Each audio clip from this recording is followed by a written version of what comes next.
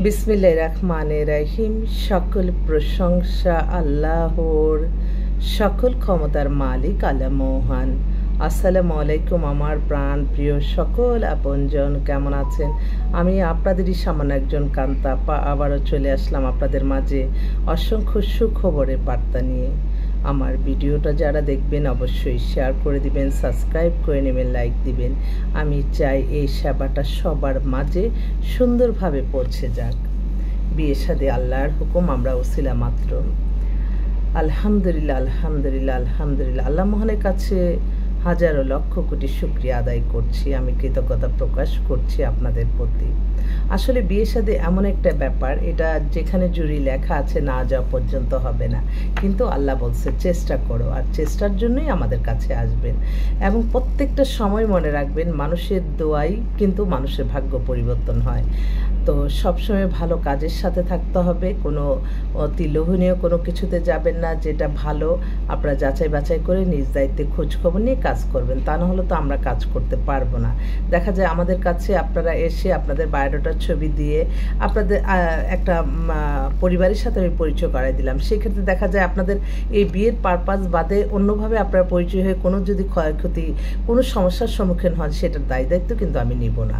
কারণ এটা ঠিক যে হ্যাঁ, আমি অনেক সময় মানে বিশ্বাসের উপর আমি সব কিছুই দিয়ে দিচ্ছি। এভাবে হয়তো অনেক বিয়ে শাদী হয়ে যাচ্ছে, সেখান থেকেই কিন্তু আমি এই জিনিসটাই কিন্তু আমি করে যাচ্ছি যে হ্যাঁ, একটা ফোন নাম্বার দিয়ে দিচ্ছি, বিয়ে হয়ে যাচ্ছে, ভালো সম্পর্ক হয়ে বিয়ে হয়ে যাচ্ছে। কিন্তু হাজার মানুষ কিন্তু খারাপের সংখ্যা খুবই কম, ভালোর সংখ্যাই বেশি। আমি সবসময় দোয়া করি আমার এই ভিডিওটা যাতে কোনো খারাপ লোকের, খারাপ কারো চোখে যাতে না পড়ে, আল্লাহর কাছে এটাই আমার চাওয়া। তো সেজন্য আপনারা, বিয়ে না হলে আমরা কেউ কারো পরিচিত না, অতএব প্রত্যেকটা পরিবারই কিন্তু অপরিচিত, প্রত্যেকটা মানুষই অপরিচিত। তারা হয়তো বায়োডাটার ছবি দিয়ে যায়, বা হোয়াটসঅ্যাপ, ইমেল, ভাইবারে আমাদেরকে সব যোগাযোগ করে, হয়তো আমাদের সাথে দেখাও হয় না কারোর সাথে, কিন্তু বিয়ে কিন্তু হয়ে যাচ্ছে।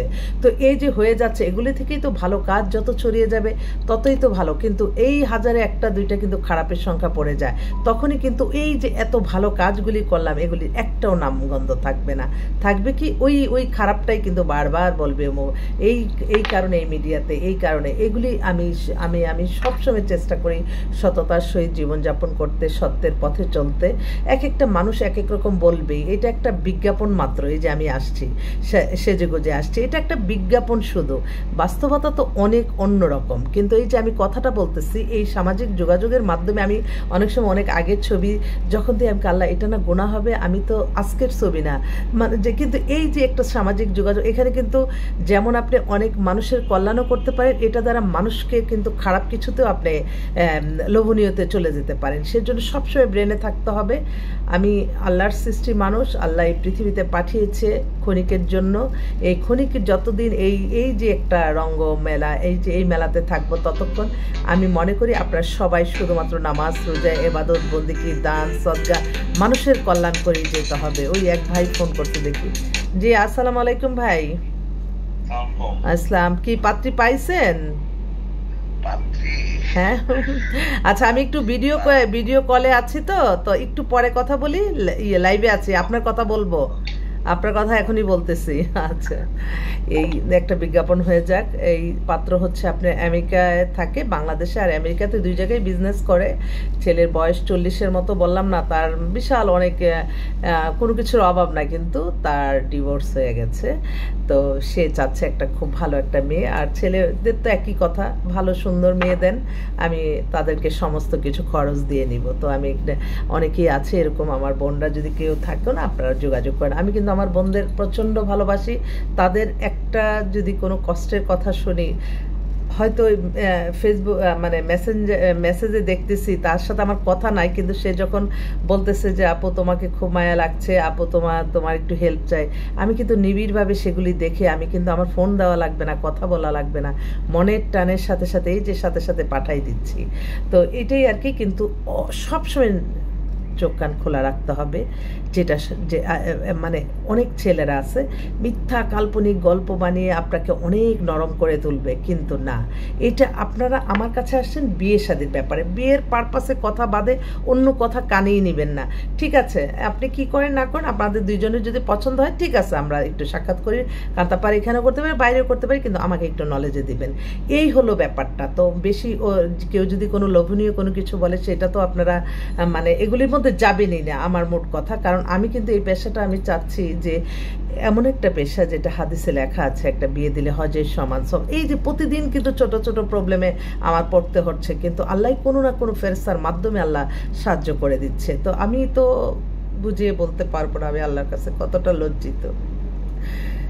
লজ্জিত আমি। তো আমার কথা হচ্ছে সত্যের পথে থেকেই মানুষ ভালো থাকতে পারে, কোনো অসৎ অবলম্বন করে কোনো মানুষের সাথে ঠকিয়ে মানুষকে হয়রানি করে না। যে কোনো কাজ যদি প্যারাশানির মধ্যে থাকতে হয় তখন কিন্তু নিজে কিন্তু এই যে মানুষের জন্য কল্যাণ সেটা করা যায় না। সেজন্য আমি কিন্তু অনেক সারাটা দিনই কিন্তু অনেক প্যারাশানির মধ্যে দিয়ে আমার কাজ করতে হচ্ছে। তো আমি আপনাদের দোয়া চাই আল্লাহ যাতে এই প্যারাশানি থেকে মুক্ত রাখে, এবং আমিও সকলের জন্য দোয়া করি সবাই যাতে এই বিয়েটা নিয়ে কোনো প্যারাশানি না হয়, সহজ সরলভাবে পৌঁছে যাক। আমি বলবো আমার বোনদেরকে, আমি কিন্তু তোমাদেরকে সরাসরি সব কিছু দিয়ে দিচ্ছি, কিন্তু তোমরা নিজেরও একটু যাচাই বাছাই করে কাজটা করে নেবে। তা না হলে তো তোমরা থাকবে একজন নিয়ে, আমি তো 1000 জন নিয়ে আমার কাজ করতে হয়, সেটাও কিন্তু বুঝতে হবে।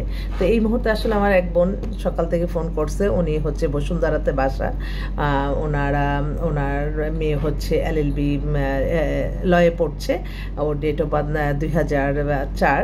তো ওনারা সবাই মিলে আর কি অস্ট্রেলিয়াতে যাচ্ছে, ওনারা ঈদ করবে।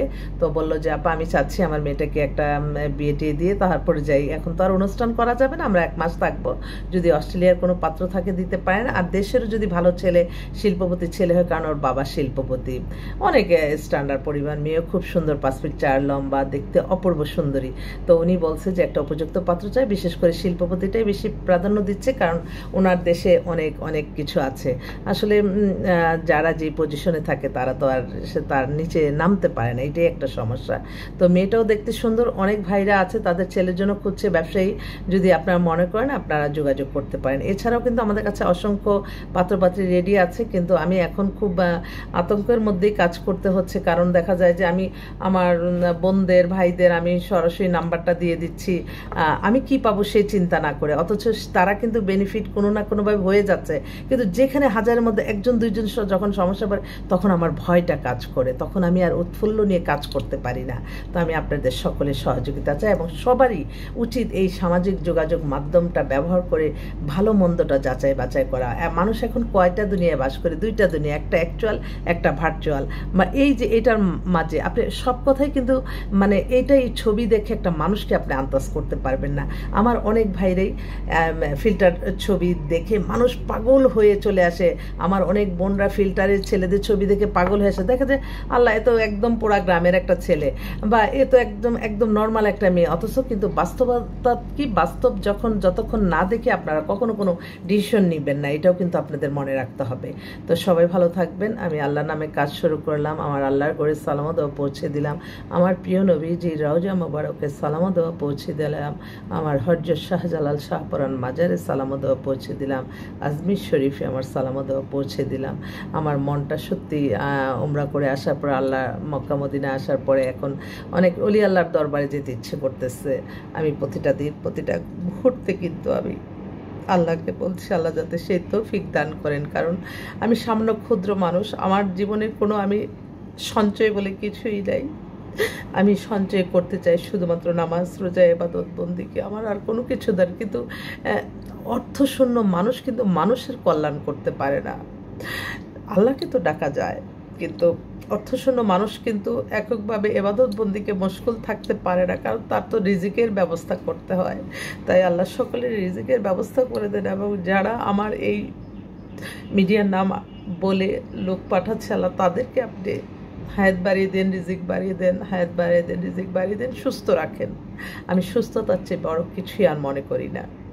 তো সবাই ভালো থাকবেন। আমার ভাই ও বোনরা যারা আসছে, আল্লাহ তাদের এই পেরেশানি থেকে মুক্ত করে আল্লাহ যাতে বিবাহ শাদী সুন্দরভাবে সম্পন্ন করে দেয়, এবং শত্রু যাতে মিত্র হয়। আমি যদি আসলেই জীবনটাই আসলে নারীদের অনেক অনেক কষ্ট, অনেক গল্প, অনেক কিছুর মাধ্যমেই কিন্তু অনেক কষ্টে কষ্ট কষ্ট অনেক প্রতিটা ক্ষণেই কিন্তু কষ্ট। নারী হয়ে জন্ম নিয়ে আসলে অনেক কষ্টের। আসসালামু আলাইকুম সবাইকে।